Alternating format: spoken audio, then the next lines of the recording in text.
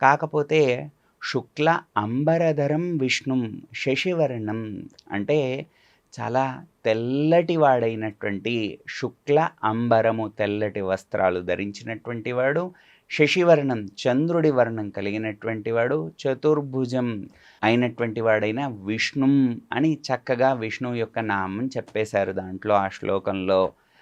ఆయనను ఏం చేయమన్నారక్కడ? ప్రసన్నవదనం. ఆయన ఎలా ఉంటాడు? చిరునవ్వులు నవ్వుతూ ఉంటాడు. ఒక పరికొక పరి ఒయ్యారమా అని అంటే ఒకసారి మనం చూసామనుకోండి, ఒకసారి చూసాం అయిపోయింది కదా! మన ముఖాన్ని ఎవరినైనా మళ్ళీ మళ్ళీ చూడమనండి. అంత ఎవరికీ కూడా అదే తిరుమలకు పోయి చూసిరమ్మనండి. ఒకసారి చూసావు కదా మళ్ళీ అవసరమా అని అనండి, అనలేరు. మళ్ళీ మళ్ళీ మళ్ళీ మళ్ళీ చూడాలి అని. అంత చిరునవ్వుతో ఉన్నటువంటి ప్రసన్నవదనం ధ్యాయేత్. ఎందుకు?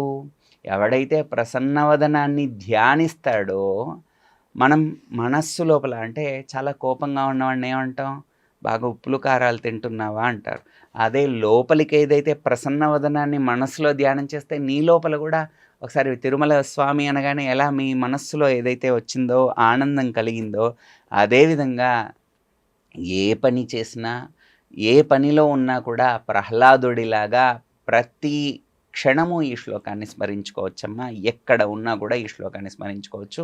ఆ విధమైన ప్రసన్నవదనుడైనటువంటి విష్ణువును ధ్యానిస్తే చాలా నవ్వుతో ఉన్నటువంటి ముఖాన్ని చూసినటువంటి పై ఆఫీసర్ అయినా, పై ఉద్యోగి అయినా, ఎవరైనా కూడా చాలా నవ్వుతూ ఆనందంగా ఉన్న మిమ్మల్ని ఎవరైనా తిట్టగలుగుతారా? తిట్టడానికి కొంచెం వెనక ముందవుతాం. ఏమిటో ఏదో ఆనందంగా ఉంది, ఏదో బర్త్‌డే విష్ చేస్తుందో, లేకపోతే ఇంకేదన్నా మనకేదైనా శుభవార్త చెప్తుందేమో అని మనం అనుకుంటాం కదా! అలా ప్రసన్నవదనాన్ని ఎవడైతే కలిగి ఉంటాడో లక్ష్మీ చిహ్నం అన్నమాట అది. లక్ష్మి ఎక్కడైతే ఉంటుంది అని చెప్తారంటే, నవ్వు ఎక్కడైతే ఉంటుందో అక్కడ లక్ష్మి ఉంటుంది అని చెప్తాం.